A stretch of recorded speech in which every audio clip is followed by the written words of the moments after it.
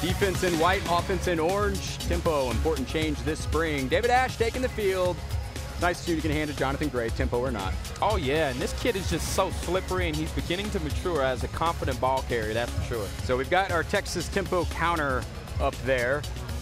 Watch how quickly the offense runs the next play. It's about 15 seconds. You just heard Major say that's about what they want to get. They think they can go from 60 to 65 plays to about 85 to 80. Ash.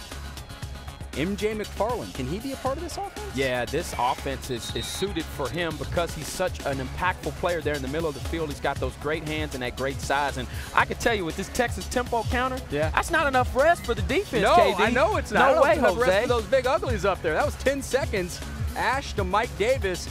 Ash said, I didn't understand who Mike Davis was when we got here. Now they're best friends. That's a great thing about college sports. Yeah, and every wide receiver is trying to become best friends with the quarterback, and they've done a good job. Their connection has really, you can tell it's just formed something that I think this Texas team can rely on down the stretch. Now, this is like old school, let the play clock get down to 1 and just try and see if you can freeze them out.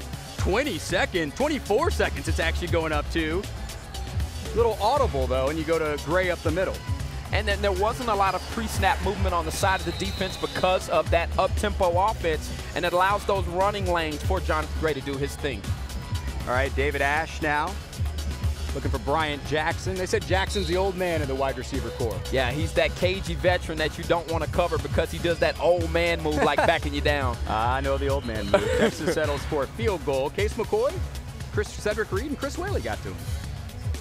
Going to count as a sack. Now Ash is going to hand to Malcolm Brown. We got a reverse. Caleb Blewett snuffed it out. Manny Diaz told us yesterday, I want to see Blewett and Cottrell play. Well, he had some big plays, and that was one of them for sure.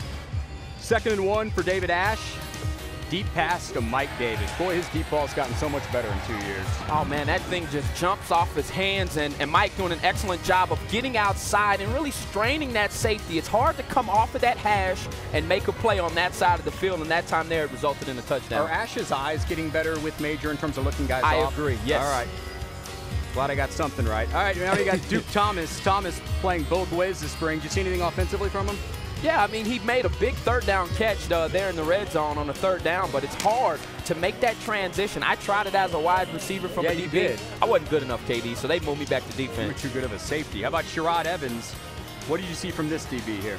Well, he's really allowed Duke Thomas to move over to the offensive side because of the way that he's progressed and matured. This was just excellent coverage. He was in the right position, high and outside. He could cover that route with his eyes on the quarterback. And how about that run after the catch for the DB? Nice play by the defense. First-string defense ensuing possession for first-string offense. Jonathan Gray. I thought those was me Bergeron. Gray can do it, though. Yeah, he can score touchdowns. We all know that. He scored a lot of them. Not yeah. I believe he set a record. What was that, 205? Yeah. 2nd quarter, more from the first-string offense. Ash hits Kendall Sanders. Sanders may have been sick. You would have known him this play. Well, when they spread the offense out like that, it really forces those players to stay inside. You talked about that play fake, and then watch the move here. An excellent job on this spin move, or whatever you want to call it, of keeping the ball in tight. And he was very compact, which allowed him to make that move. Peter Warwick-esque. Nice. This could be Vince Young-esque. Tyrone swoops, 2nd and 18.